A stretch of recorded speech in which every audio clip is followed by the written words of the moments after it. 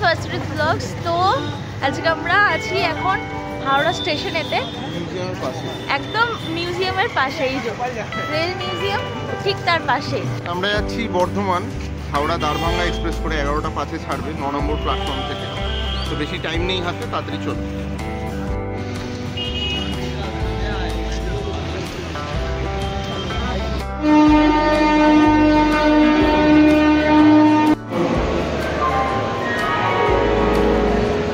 আমরা স্টেশন থেকে সিঙ্গারা নিয়েছি আর ও নিয়েছে বোম্বে স্যান্ডউইচ, আর আমি এদিকেতে একটা ব্রিটানিয়া কেক নিয়ে নিয়েছি। স্বস্তিক ওখানেতে স্যান্ডউইচ খাচ্ছে, ভেজ স্যান্ডউইচ। কেমন?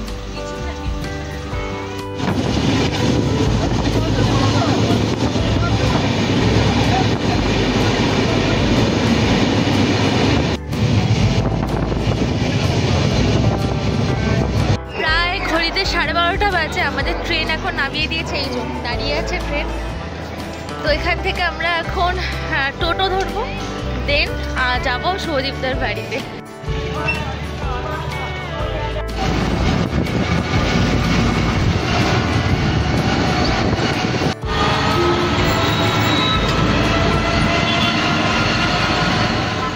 এই যে আমরা এখন এসে গেছি, এখন একটু আমরা ফ্রেশ হয়ে দেন লাঞ্চ টাঞ্চ করে আমরা ঘুরতে বেরোবো।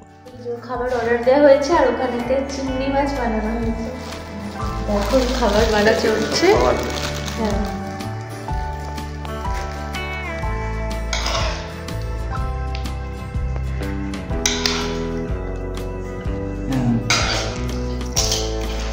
আমি বলছি না পুরো ভেজ ভেজ হয়ে যাচ্ছে, একটু যদি বিশাল আয়োজন হয়েছে। লাঞ্চের পরে দাদা আমাদের জন্য দই এনেছে, তো এখানকার দই। তো আমাদের দুপুরের লাঞ্চ কমপ্লিট, খুব ভালো খেলাম। তো খেয়ে দিয়ে এখন আমরা রেডি হচ্ছি, সবাই রেডি হয়ে এখন আমরা বেরোবো সাইট সিইং করার জন্য। এখানে আশেপাশে কি কি আছে? ছোট করেই যাবো, সায়েন্স সেন্টার আছে ওটা যাবো, 108 মন্দির আছে, শিব মন্দির, কার্জন গেট, আরো টুকটাক অনেক মন্দির ফন্দির আছে, যে কটা কভার করা যায়। আমরা এখন এসেছি বর্ধমান সায়েন্স মিউজিয়ামে। তো চলো ভেতরে গিয়ে দেখা যাক এর ভেতরে কি রয়েছে। তো দেখো এখানে আসতে আমাদের কি চোখে পড়লো, এই ডাইনোসরটা দেখে ঠিক আমাদের কলকাতার সায়েন্স সিটির কথা মনে পড়ে গেল। আর এই দেখো কলটা, জায়গাটা বেশ সুন্দর।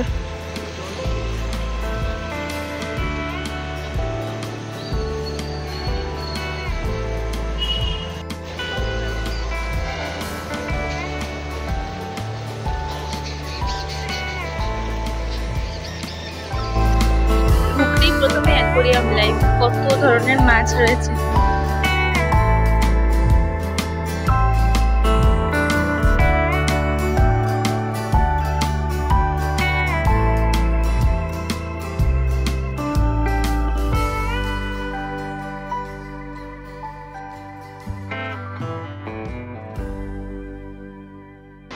কি দেখছো? টোটাল একটা আম গাছের দাম 2 লাখ 88।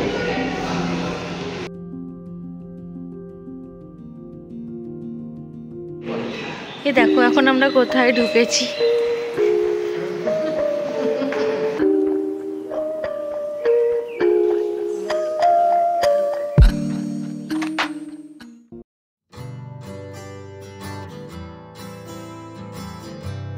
প্রিটি শিওর এই ভিডিওটা স্বস্তিক দেখলে বলবে যে বাহ, পেঁচা ব্লগিংও করে নাকি। আমরা গোলাপবাগ থেকে বাদিকে টার্ন নিলাম, নিয়ে এসেছি বাবুরবাগ। এটা হচ্ছে বর্ধমান সায়েন্স সেন্টার। দেখতে পাচ্ছি আমরা পাখি, মাছ, আরো অনেক কিছু এক্সপ্লোর করা ভালো। বর্ধমান স্টেশন থেকে তোমরা এই বর্ধমান সায়েন্স সেন্টার পর্যন্ত আসার জন্য খুব ইজিলি টোটো পেয়ে যাবে। আর এই সায়েন্স সেন্টারে কিন্তু শো দেখানো হয়। খুবই সামান্য এন্ট্রি ফি এর বিনিময়ে তোমরা যে কোনো দিন সপ্তাহের ঘুরে আসতে পারো এই বর্ধমান সায়েন্স সেন্টার থেকে। এই বর্ধমান সায়েন্স সেন্টার কিন্তু সপ্তাহের প্রত্যেকটা দিনই সকাল 10:30 থেকে সন্ধ্যা 6টা অবধি খোলা থাকে। আর এই জায়গাটা খুব ভালো করে ঘুরে দেখতে মিনিমাম 2 থেকে 3 ঘন্টা তো লেগেই যায়, কারণ ইনডোরস অ্যাক্টিভিটি এত কিছু রয়েছে, এগুলো ভালো করে কভার করে দেন আউটডোর অ্যাক্টিভিটিসের দিকে যেতে যেতে অলরেডি এতগুলো ঘন্টা কেটে যায়। আমার মনে হয় তোমরা যারা এই জায়গাটা ঘুরতে যাওয়ার প্ল্যান করছো তারা একটা গোটা দিনই এই জায়গাটার জন্য শুধু রেখে দাও, তাহলে খুব ভালোভাবে ঘুরে আসতে পারবে আর এক্সপিরিয়েন্সটাও দুর্দান্ত হবে।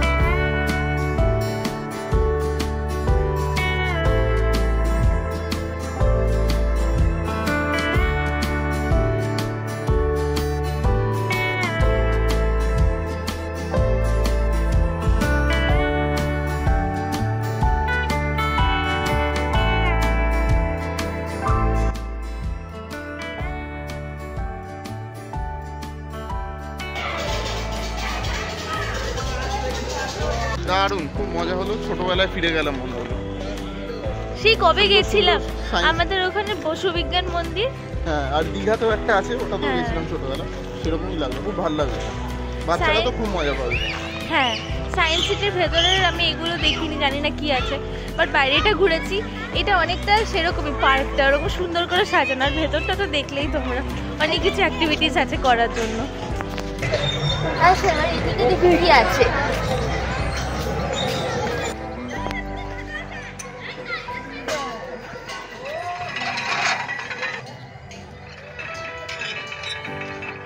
বাহ বাহ, পুরো ওয়েট তুলে দিয়েছিল।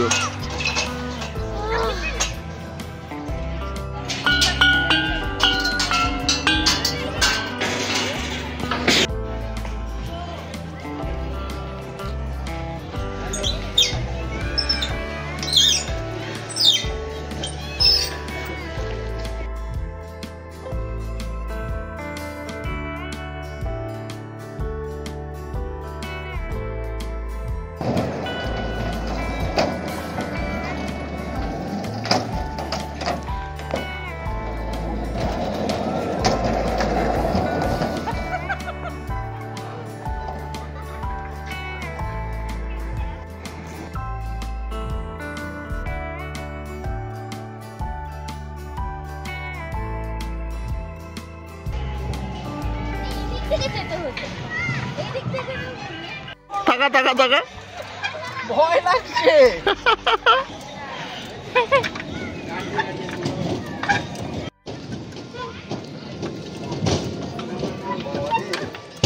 আমার তো হয়ে গেছে যে আমি পড়ে টাঙ্গাই।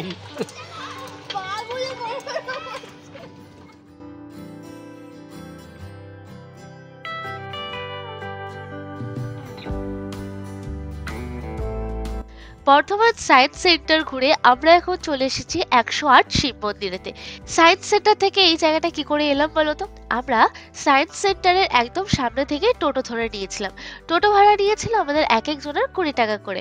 একদম এই 108 শিব মন্দিরের সামনেই নামিয়ে দিয়েছিল। মন্দিরে ঢোকার জন্য টিকিট কাটতে হয়েছিল, টিকিট মূল্য খুবই কম।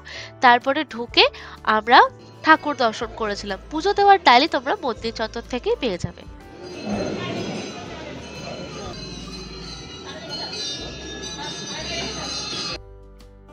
এখানে কি টোটাল 108টাই রয়েছে শিব মন্দির? ওকে, তো শিবলিঙ্গ।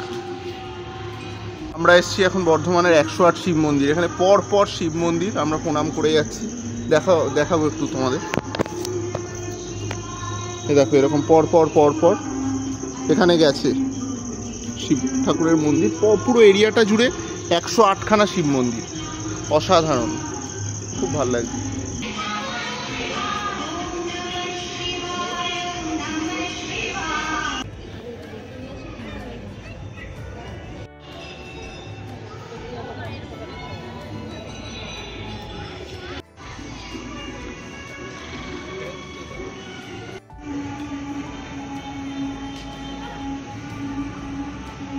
এখানে গাড়ি নিয়ে আসলে কিন্তু গাড়ি পার্কিং এরও ভালো ব্যবস্থা রয়েছে।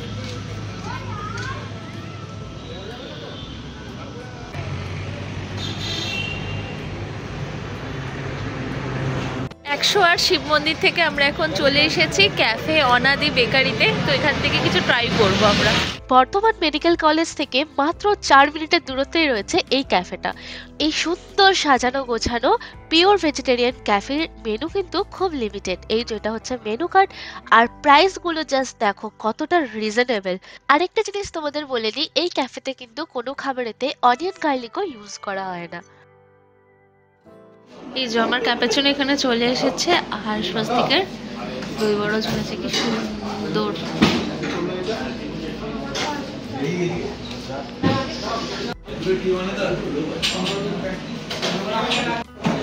বাহ, স্যান্ডউইচটা দেখে ভালো লাগছে।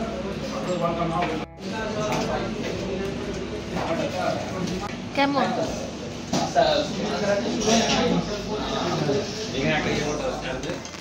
আমরা একটা ফ্রেঞ্চ ফ্রাইজ নিয়েছিলাম, যেটার দাম নিয়েছিল অনলি 49। তার সঙ্গে আমরা নিয়েছিলাম চিজ বল।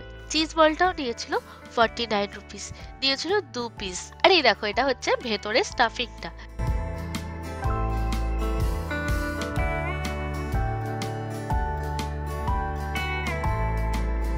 দেখতে তো বেশ সুন্দরই লাগছিল। ভেতরে একটা পিৎজা স্টিক দেওয়া ছিল, দেন কর্ন ছিল, বাট টেস্ট ওয়াইজ মোটামুটি ছিল। আমার একটু চিজের থেকে বেশি ময়দার ফ্লেভারটাই আসছিল। তবে এটা বলতে পারি, হ্যাঁ, চিজ বলের টেস্টটা আরো বেটার কিন্তু হতে পারতো। বাকি যা যা আমরা অর্ডার করেছিলাম প্রত্যেকটা টেস্ট কিন্তু খুব সুন্দর। আর এই যে দেখলে, ওটা হচ্ছে নতুন অনাদি বেকারি, ঠিক তার উল্টো দিকেই রয়েছে অনাদি বেকারি, যেটা হচ্ছে সব থেকে পুরনো দোকান। আর এরা কিন্তু খুব সুন্দর সুন্দর কেক পেস্ট্রিও বিক্রি করে। তো তোমরা বর্তমানে এলে এই জায়গাটা থেকে খাবার ট্রাই করতে কিন্তু ভুলো না। এরপর তোমরা বাড়ি ফিরতে চাইলে তোমরা ইজিলি বাড়ি ফিরে যেতে পারো, কারণ বর্ধমান থেকে শিয়ালদা হাওড়া প্রচুর লোকাল চলে। আদারওয়াইজ তোমাদের যদি ট্রেনের টিকিট কাটা থাকে তাহলে তোমরা সেই ট্রেনে করে বাড়ি ফিরতে পারো। এই ক্যাফেটা থেকে রেলওয়ে স্টেশনের দূরত্ব মাত্র 5 to 10 মিনিটসের। তো এই ছিল তোমরা একদিনে বর্ধমান কি কি জায়গায় ঘুরে দেখতে পারো। আমাদের যেহেতু পরের দিনের বিষ্ণুপুরের প্ল্যান ছিল, তাই আমরা একটা রাত বর্ধমানেতেই স্টে করেছিলাম। তো রাত্রিবেলা এসে আমরা তেমন কিছু খাইনি, পেট মোটামুটি ভর্তি ছিল। তো একটা এগ পোচ আর একটু নুডলস দিয়ে আমরা ডিনারটা কমপ্লিট করি। গুড মর্নিং গাইস, কালকের ভিডিওটা শেষ করতে পারিনি, আজকে ভিডিওটা শেষ করলাম। তো আজকে থেকে আবার আরেকটা নতুন ভিডিও। তো চলো ভিডিওটা এখানে শেষ করলাম, দেখা হচ্ছে নতুন ভিডিওটা। দিলে বাই।